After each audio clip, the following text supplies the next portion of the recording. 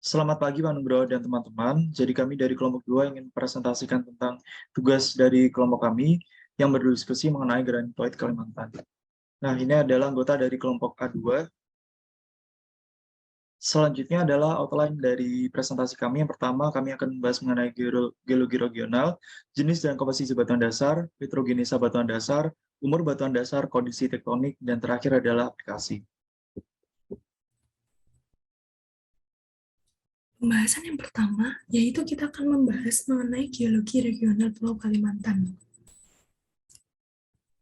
Nah, Kalimantan telah mengalami evolusi tektonik yang panjang semenjak Pratrias hingga Pliocene. Menurut Peters dan kawan-kawan, pada tahun 1993 dan Amiruddin pada tahun 2000, selama periode Kapur, terjadi proses subduksi yang menghasilkan batulit Squander, termasuk batulit Singkawang yang diakhiri dengan proses kolisi pada Kapur akhir. Nah, kemudian untuk magmatisme berlanjut pada Kenosvik. Menurut Surya Atmaja dan kawan-kawan, pada tahun 1999 membaginya menjadi dua periode subduksi, yaitu Eosen hingga Oligosen awal dan Oligosen akhir hingga Miosen. Nah, berikut merupakan kondisi geologi pada Pulau Kalimantan. Untuk di bagian utara terbagi menjadi 4 bagian. Yang pertama, kompleks akresi Crocker, Rajang, Ambaluh yang berumur Kapur dan Eosen hingga Miosen. Untuk yang kedua, yaitu cekungan Melawi dan Ketumai. Untuk yang ketiga, yaitu ada cekungan Kutai, dan yang keempat, terdapat zona alveolit, Melange Lupar, Lubok, Antu, dan Boyan. Untuk di bagian selatan sendiri terbagi menjadi 4 bagian. Yang pertama, Squaner Mountain yang berumur Kapur awal hingga akhir. Untuk yang kedua, tinggian Meratus di bagian tenggara Kalimantan. Nah, tinggian Meratus ini menempati bagian tengah pada Kalimantan Selatan dan memanjang dari utara hingga selatan. Yang ketiga, terdapat cekungan Barito. Cekungan Barito ini menempati bagian barat pada Kalimantan Selatan yang memanjang dari utara hingga selatan, hingga di timur laut hingga ke barat daya. Terakhir yaitu terdapat cekungan Asem-Asem. Cekungan Asem-Asem menempati pada bagian timur dan selatan, memanjang dari utara hingga selatan, hingga timur laut dan barat daya. Yang selanjutnya yaitu struktur geologi yang terdapat pada Pulau Kalimantan. Pada Pulau Kalimantan terdapat beberapa sesar dan penunjaman yang terjadi. Sesar yang terdapat pada Pulau Kalimantan diantaranya, yang pertama yaitu ada sesar Tinja di Sarawak, yang kedua ada sesar Adang di Kalimantan Barat, yang ketiga ada sesar Sangkulirang di Kalimantan Timur, dan yang keempat ada sesar Paternoster di Selat Makassar. Nah, yang selanjutnya itu penunjaman. Penunjaman yang terjadi pada Pulau Kalimantan terdapat 3 penunjaman. Yang pertama, penunjaman Borneo di barat Laut Sabah. Untuk yang kedua, penunjaman Sulu di timur Laut Sabah. Dan yang terakhir, terdapat penunjaman Sulawesi Utara di timur Kalimantan Utara dan Kalimantan Timur.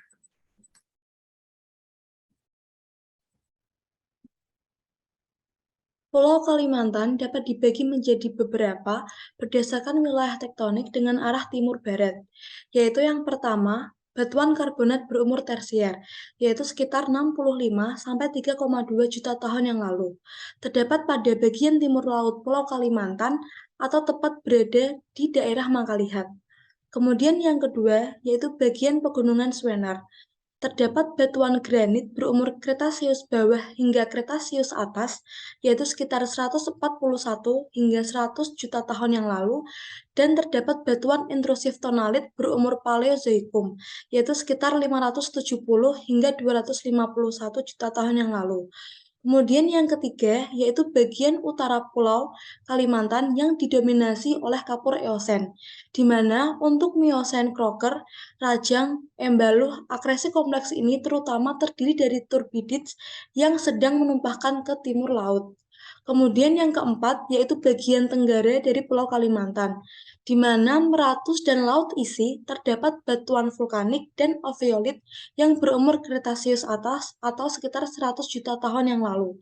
Kemudian yang kelima yaitu batuan ultrabasa, di mana hanya sebagian kecil terdapat di bagian tenggara dan utara dari Pulau Kalimantan.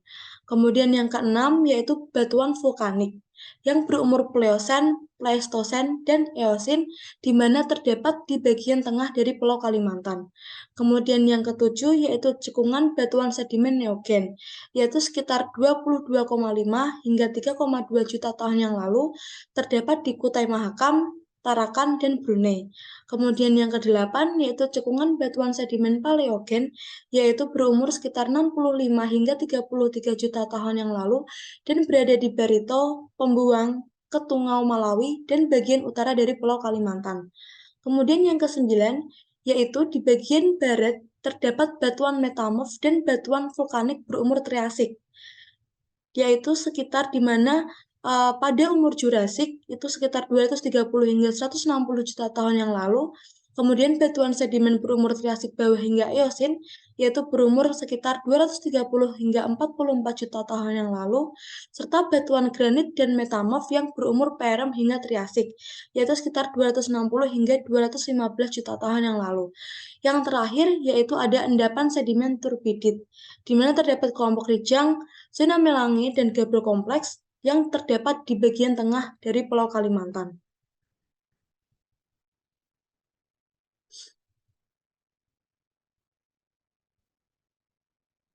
Kemudian yaitu fisiografis dari Pulau Kalimantan menurut Van Belmont pada tahun 1949. Yang pertama yaitu blok Schwenner yang dianggap sebagai bagian dari dataran Sunda. Kemudian yang kedua yaitu blok Paternoster yang meliputi pelataran Paternoster sekarang yang terletak di lepas pantai Kalimantan Tenggara dan sebagian di dataran Kalimantan yang dikenal sebagai subcekungan pasir. Kemudian yaitu Meratus Graben yang terletak di antara blok Schwenner dan Paternoster, di mana daerah tersebut sebagai bagian dari cekungan Kutai. Kemudian yang terakhir yaitu Tinggian Kucing, merupakan sumber untuk pengendapan ke arah barat laut dan tenggara cekungan Kalimantan selama Neogen.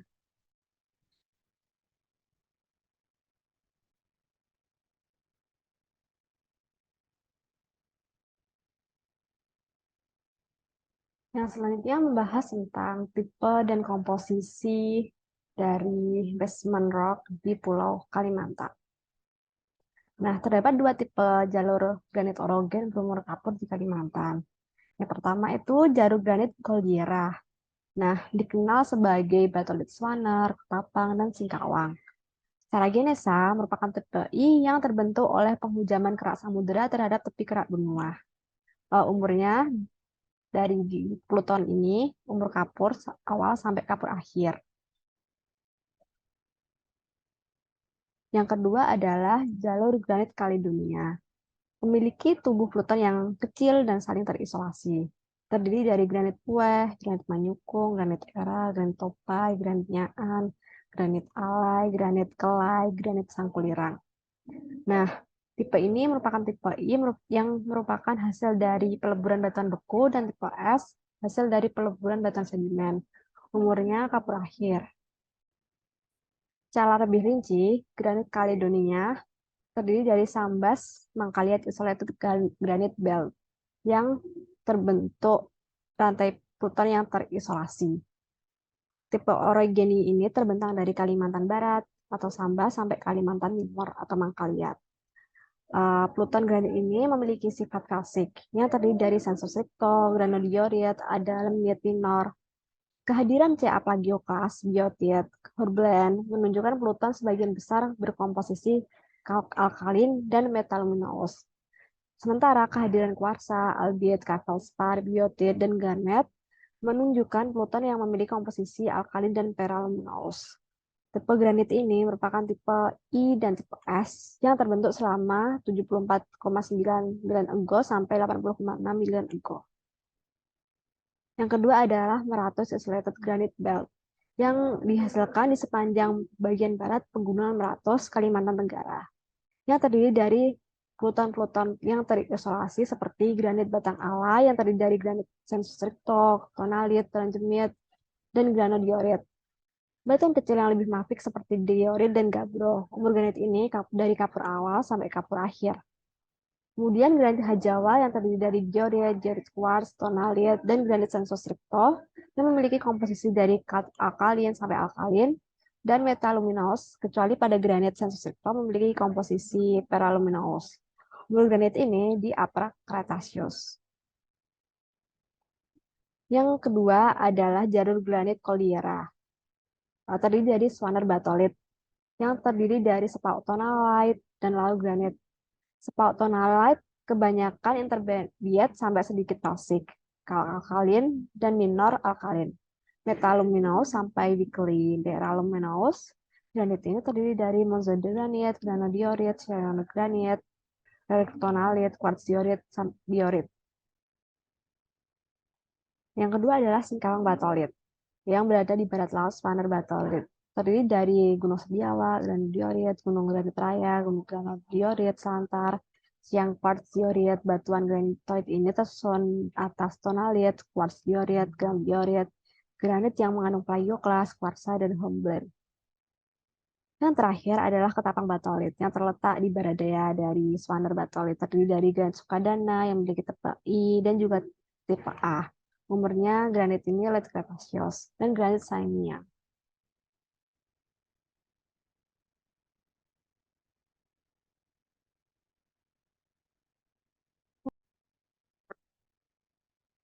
Selanjutnya saya akan menjelaskan mengenai petrogenesa batuan dasar. Dari kompleks granitoid, Kalimantan itu terdiri dari 4 kompleks, yang mana ada kompleks Sangau, kompleks butur tersier, kompleks Meratus, dan yang terakhir ada kompleks pegunungan Skewener.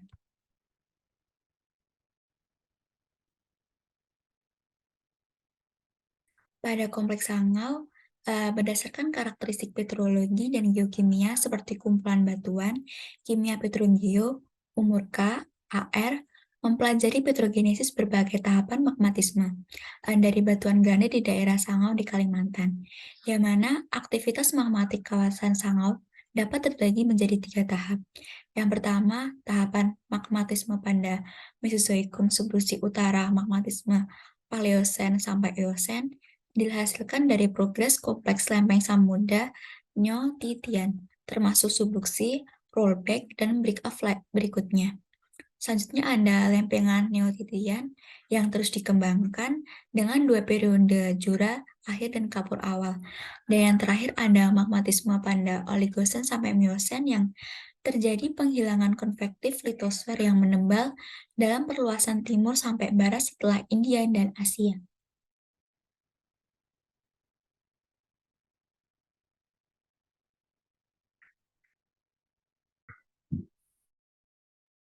Baiklah, selanjutnya saya akan menjelaskan mengenai kompleks busur tersier, tepatnya di daerah Singkawang.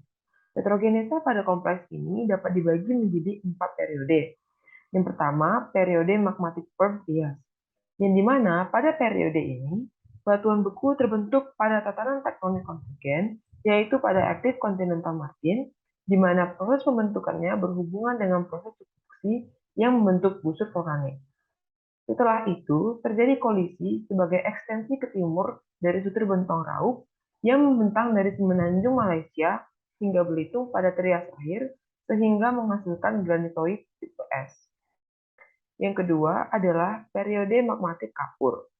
Pada periode ini, batuan beku terbentuk pada tatanan aktif kontinental margin, yang dimana proses pembentukannya dipengaruhi oleh subduksi yang berlangsung antara lempeng timur laut dengan Sundalen di bagian selatan yang menghasilkan batuan Singkawang, yang merupakan granitoid tipe 1. Proses ini berlangsung dari kapur awal hingga kapur akhir, yang kemudian terjadi proses subduksi baru. Subduksi baru ini menghasilkan intrusi kecil. Proses subduksi ini membuat lempeng timur laut secara terus-menerus bergerak ke arah selatan dan mengakibatkan proto laut Cina Selatan sebagai bagian dari kedap kedua dan menghasilkan granitoid tipe S. Yang ketiga, periode magmatik Eosen-Miocen. Pada periode ini, Batuan beku terbentuk pada tatanan active continental margin yang berhubungan dengan proses subduksi yang membuat sabuk magmatik di Pulau Kalimantan. Salah satu proses penting yang terjadi adalah intrusnya Sintang. Proses subduksi pada periode ini melibatkan pergerakan blok kontinental Lugonia ke arah tenggara dan mengakibatkan subduksi pada lempeng Laut Cina Selatan dengan Sundaland. Periode yang terakhir adalah periode magmatik Pliocene. Pada periode ini, batuan beku terbentuk pada tatanan kontinental limestone yang berhubungan dengan proses penanggangan setelah proses subduksi atau rifting. Batuan beku vulkanik pada daerah ini terbentuk sebagai produk rekahan ekstensional pada kerak benua yang umumnya merupakan batuan beku vulkanik basaltik. Berikutnya, kita dapat melihat adanya persebaran kompleks dari busur tersier. Selanjutnya akan dijelaskan oleh rekan saya. Oke, selanjutnya yaitu petrogenesa batuan dasar pada kompleks Meratus. Nah, batuan utama pada kompleks Meratus ini itu granit hipidiomorfik, holokristalin, tonalit, tronjemit, dan diorit. Berikut ada peta geologi sederhana kompleks Meratus yang dimodifikasi oleh Amiruddin dan Trail 1993, Setiawan dan kawan-kawan 2014. Nah, penyusun atau mineral utama pada batuan dasar di kompleks Meratus ini itu terdiri dari plagioklas, kuarsa, hornblende, muskovit, biotit, dan andesin. Nah, pada kompleks Meratus ini, batuan dasar dapat tersingkap di sisi barat pegunungan Meratus sendiri, yang disebabkan atau terjadi akibat intrusi oleh batuan granit diorit, disertai proses pengendapan flis, sedimentasi karbonat tepi paparan, dan juga kegiatan vulkanisme. Nah, endapan flis sendiri itu adalah endapan dari marin atau laut dalam yang terbentuk pada daerah dengan kondisi tektonik tertentu. Nah, biasanya ini memiliki pola gradasi menghalus ke atas. Nah, diinterpretasikan bahwa batuan dasar pada kompleks Meratus ini itu berumur sekitar 131 hingga 70 juta tahun yang lalu atau saat Triasik hingga Jurasik menurut Hartono dan Permana Dewi 1997. Nah, selanjutnya yaitu kompleks pada pegunungan Swener. Berikut ada peta singkapan granitoid di pegunungan Swener menurut Dian dan kawan-kawan 2022.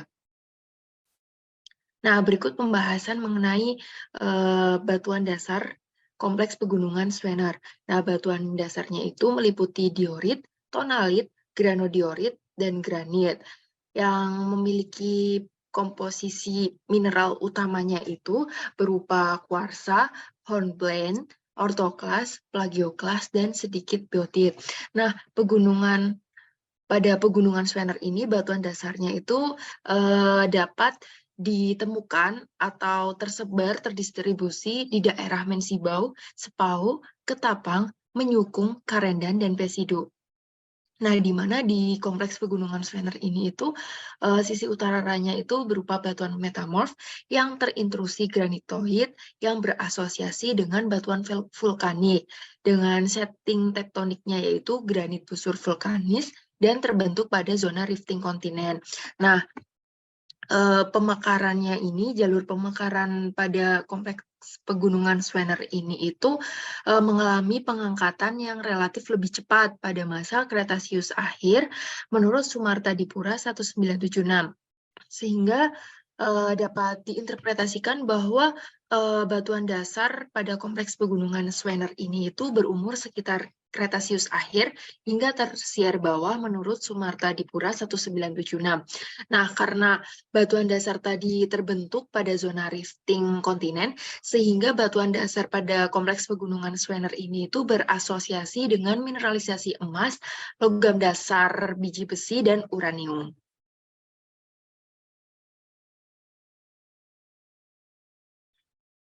Selanjutnya kita akan membahas mengenai umur batuan dasar. Nah, batuan dasar penyusun dari Kepulauan Kalimantan ini adalah granitoid, di mana menurut peneliti yang telah dilaksanakan memiliki rentang umur pembentukan yang cenderung berbeda-beda pada setiap daerahnya. Penelitian-penelitian yang telah dilaksanakan untuk menentukan umur batuan dasar ini menggunakan dating radiometrik peluruhan isotop, KAR, RBSR, dan UPB untuk menentukan umur relatif dari batuan itu. Bisa kita lihat bersama pada gambar bagian kiri adalah merupakan gambar West Kalimantan Metagranitoid. Oke, selanjutnya kita akan membahas mengenai konsep radiometric dating. Nah, jadi suatu batuan itu tersusun atas beberapa mineral di mana memiliki sifat kimia dan fisika tertentu. Nah, mineral-mineral ini tentunya juga tersusun atas beberapa macam atom-atom atau unsur kimia yang juga memiliki sifat kimia dan fisika tertentu. Nah, suatu atom memiliki ada yang mudah berubah atau tidak stabil, ada juga yang stabil. Nah, untuk atom-atom yang tidak stabil ini dapat mengalami perubahan menjadi atom lainnya. Jadi misal seperti atom A bisa berubah menjadi atom B dalam kondisi tertentu. Nah, perubahan atom ini disebut juga dengan peluruhan radioaktif. Konsep radiometric dating ini kita menghitung lama atau waktu yang digunakan suatu atom berubah menjadi atom lain. Jadi, secara analogi kita bisa mengasumsikannya sebagai jam pasir, di mana jam pasir ini dapat kita amati kapan pasir yang ada di bagian atas dapat merubah atau terubah posisinya menjadi pasir yang ada di bagian bawah. Pada suatu waktu, pasir di bagian atas akan habis dan seluruh pasir akan berpindah menuju bagian bawah. Sama dengan konsep dari radiometric dating ini, jadi kita dapat menghitung kapan suatu atom dapat berubah menjadi atom lainnya menggunakan skala waktu tertentu. Oke, ini merupakan KR mitos, di mana ini merupakan teknik radioaktif dating yang paling banyak digunakan dalam bidang geologi. Jadi rasio atom K yang meluruh itu dapat menjadi atom Ca dan juga dapat menjadi atom Ar. Nah, perbandingan dari rasio dari atom K yang berubah menjadi Ca dan atom K yang menjadi Ar itu sebesar 0,117. Nah, ini juga disebut dengan peluruhan bercabang. Oke, selanjutnya adalah RBSR mitos, di mana merupakan didasari pada radioaktivitas dari RB87 yang mengalami peluruhan beta sederhana menjadi SR87 dengan waktu paruh 48,8 miliar tahun. Jadi, penanggalan menggunakan metode RBSR ini digunakan sebagian besar pada batuan yang lebih tua dari umur 50 sampai 100 juta tahun. Metode ini sangat berguna pada batuan dengan sejarah yang kompleks. Selanjutnya adalah UPB methods. Dalam menggunakan umur batuan, menggunakan UPB methods ini akan lebih menggunakan kepada peluruhan dari U235 dan U238. Peluruhan dari U ini akan melibatkan serangkaian dari proses peluruhan radioaktif sebelum menjadi PB yang stabil.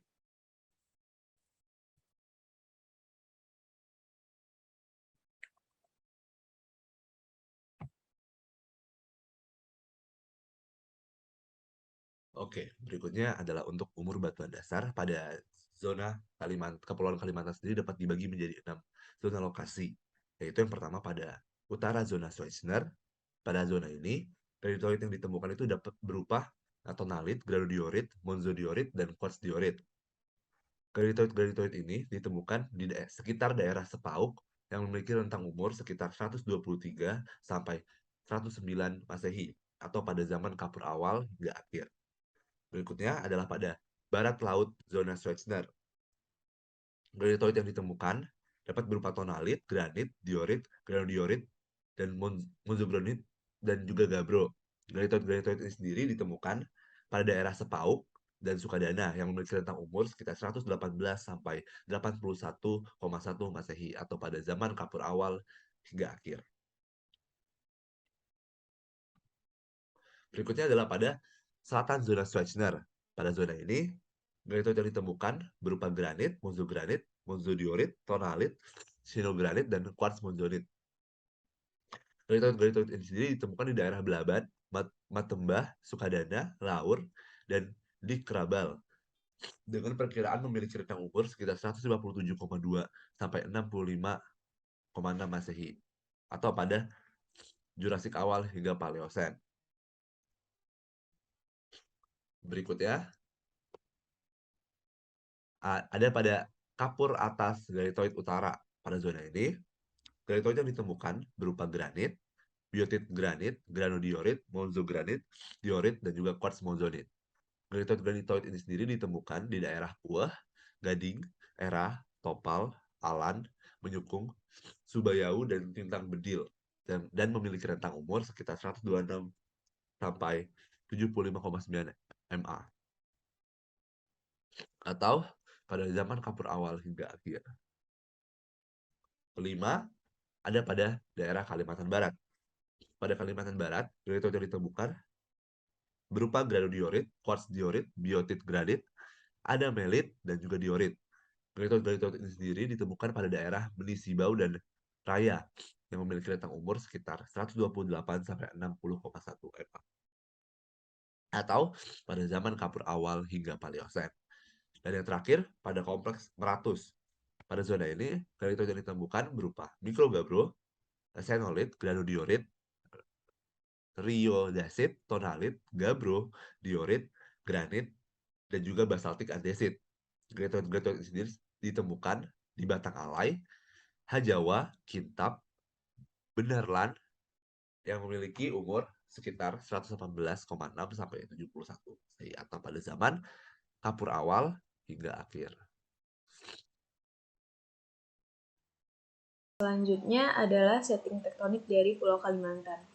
Gambar sebelah kiri merupakan klasifikasi batuan granidiorit daerah Sanggau menurut Maniar dan Kecil pada 1989.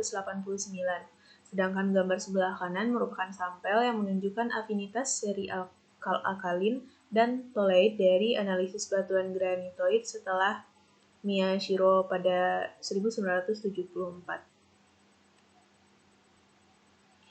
Sejarah tektonik dari masa pra-Eosen pada kapur awal, bagian barat daya Kalimantan tersusun atas kerak yang stabil, yang dikenal sebagai wilayah Sundaland. Oviolit dan sedimen dari gusur kepulauan dan fasis laut dalam ditemukan di pegunungan Meratus pada masa Mesozoikum. Menurut Peter dan Supriyatna pada tahun 1989, terdapat intrusif besar yang bersifat granitik berumur Trias di antara cekungan Mandai dan cekungan Kutai Atas, dengan kontak tektoniknya yaitu formasi berumur Jura Kapur. Berikut adalah gambar dari setting tektonik pada Late Cretaceous dan Eosen. Pada masa Eosen, banyak penulis memperkirakan bahwa keberadaan zona subduksi ke arah tenggara di bawah barat laut Kalimantan.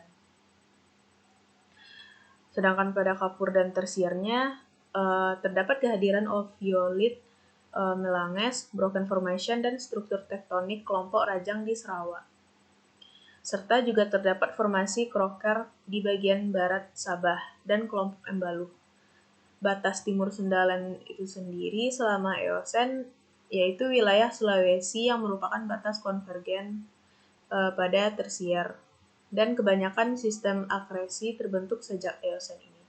Adanya subsiden pada masa Eosen dan sedimentasi di Kalimantan merupakan fenomena regional dari hasil penyesuaian lempung akibat pembukaan backup Laut Celebes.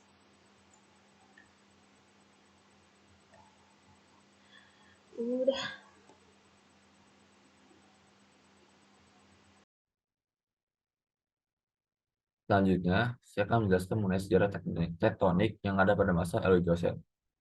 Tektonisme yang ada pada masa Oligocene, terutama pada pertengahan Oligocene di sebagian Asia Tenggara, termasuk pada Kalimantan dan di sebelah utara lempeng benua Australia, diperkirakan sebagai readjustment pada masa Oligocene, di mana pada masa Oligocene sendiri terdapat aktivitas tektonik yang cukup besar di bagian Laut Cina Selatan, di mana hadirnya ketidakselarasan pada masa pertengahan Oligocene.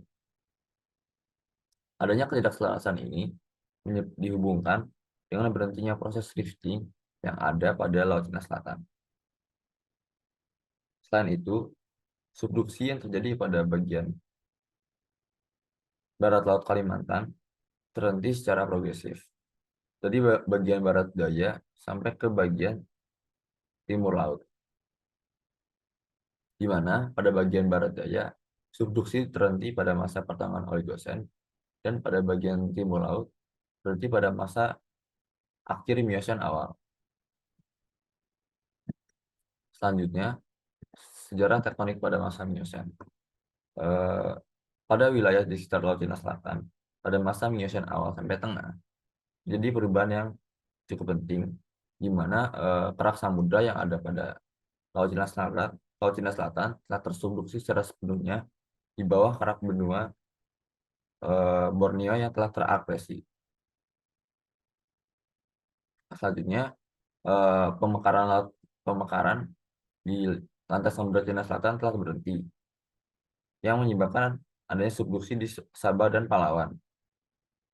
Dan juga terjadinya pembukaan laut di Sulu dan membukanya cekungan marginal pada Laut Andaman yang terjadi pada sebagian awal Miosen. Selanjutnya adalah kerangka tektonik. Pulau Kalimantan sendiri merupakan pulau terbesar yang menjadi bagian dari lempeng mikro Sunda.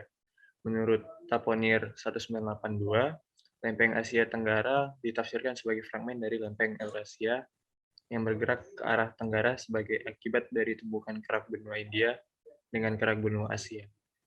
Tumbukan ini terjadi sekitar 40-50 juta tahun yang lalu. Nah, dari fragmen dari lempeng Eurasia ini kemudian dikenal sebagai lempeng mikrosunda yang meliputi semenanjung Malaya, Sumatera, Jawa, Kalimantan Selatan, dan Kalimantan Tengah. Adapun batas-batas tektoniknya sebagai berikut.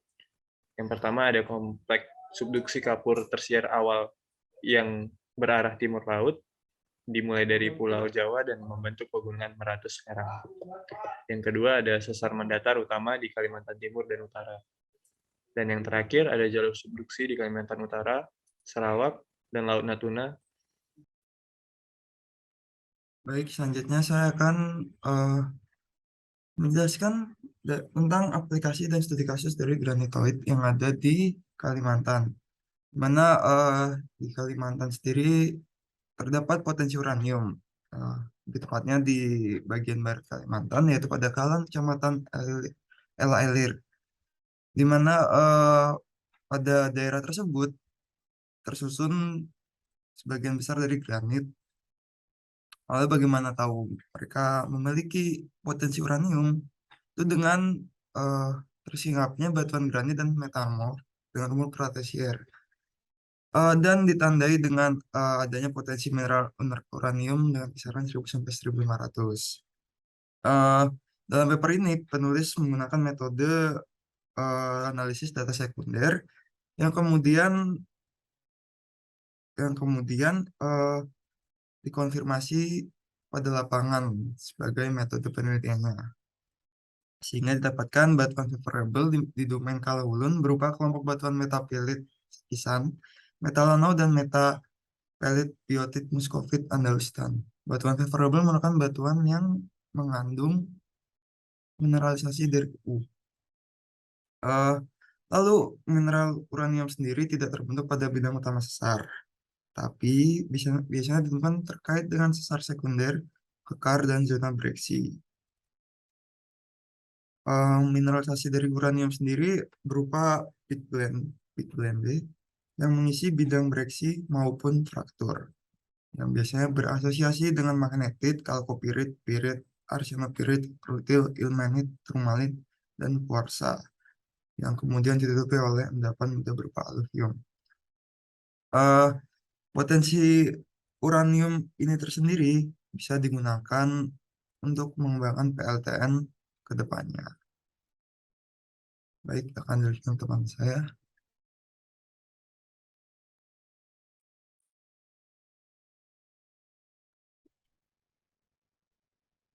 Potensi uranium di daerah Kalan, Kalimantan Barat terdapat di sektor Engkala-Rilit, di mana keterdapatan mineralisasi uranium di sektor tersebut dikontrol oleh pola tektonik yang mengisi bidang rekahan atau fraktur berupa skistositas maupun breksiasi dengan ketebalan milimetrik hingga sentimetrik pada litologi metalanau, metaignimbrite, metapelit serisit, kuarsit mikrobiotit, dan juga metapelit tufaan. Litologi dan persebarannya pada sektor tersebut dapat dilihat dengan jelas pada peta geologi yang ada di bagian sebelah kanan atas, yang menunjukkan persebaran litologi dan juga titik-titik di mana terdeteksi anomali radioaktivitas pada sektor tersebut. Pada peta geologi ini ditemukan kira-kira sekitar 9 titik yang dideteksi anomali radioaktivitas. Kemudian persebaran zona mineralisasi uranium yang ada di sektor Enkalaririt dapat digambarkan dengan lebih jelas pada peta di bawahnya, di mana zona-zona yang terdapat mineralisasi uranium digambarkan sebagai zona yang berwarna merah.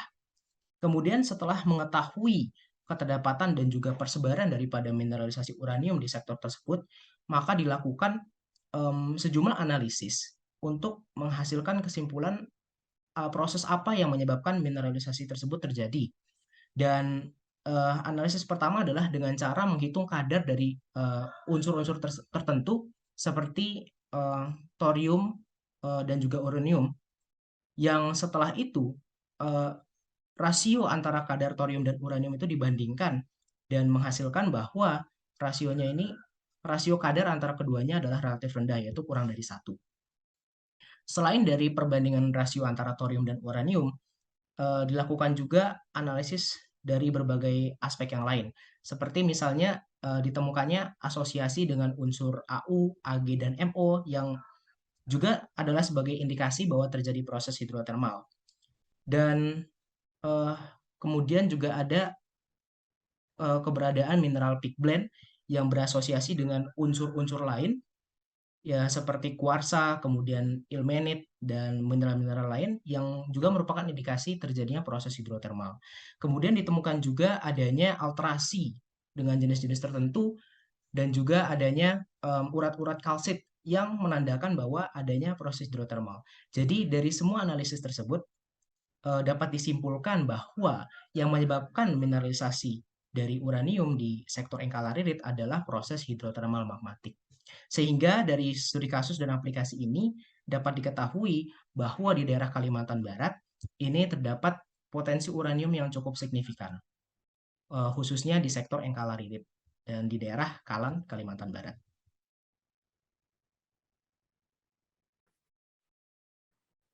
Baik, selanjutnya adalah aplikasi dan studi kasus potensi bauksit di Kalimantan.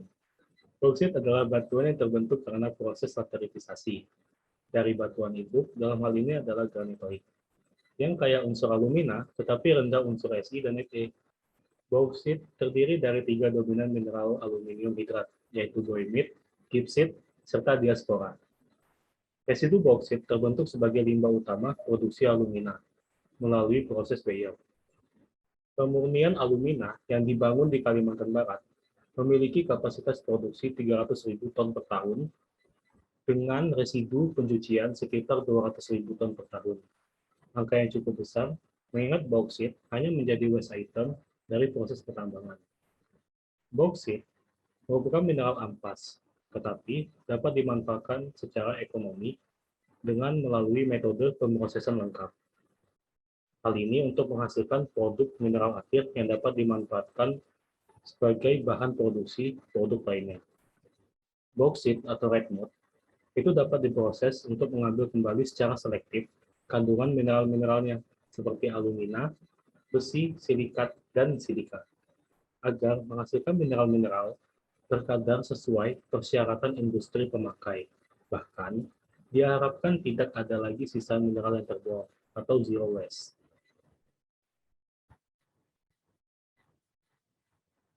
Berikut adalah diagram contoh pemrosesan secara lengkap untuk mengubah bauksit atau mengambil mineral-mineral dari bauksit yang diperlukan dalam produksi lanjutan. Pemrosesan residu bauksit diawali dengan memisahkan fraksi kasarnya yang dapat digunakan untuk bahan bangunan.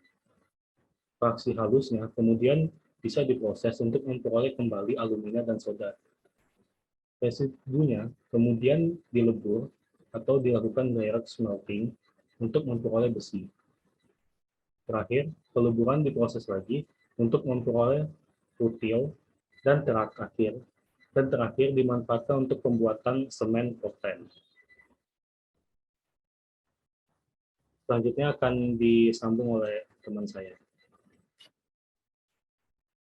Baik, saya akan memaparkan rangkuman dari granitoid Kalimantan. Jadi plot analisis di lapangan sebagian besar adalah deret alkalin. Disimpulkan bahwa batuan dasar berevolusi dari magma dengan afinitas alkalin.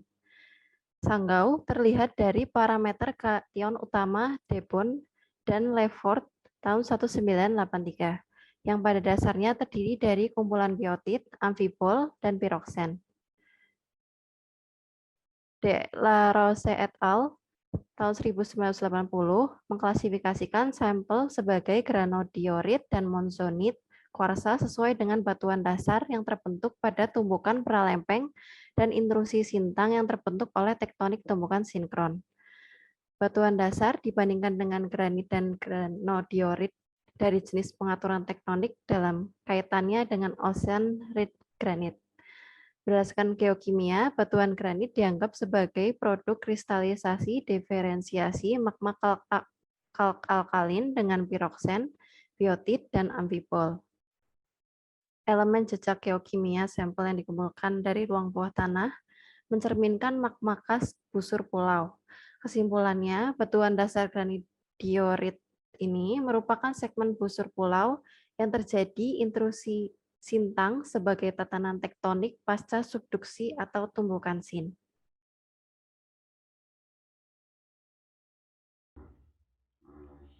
Baik, selanjutnya ini referensi yang kami gunakan dalam pembuatan PowerPoint ini.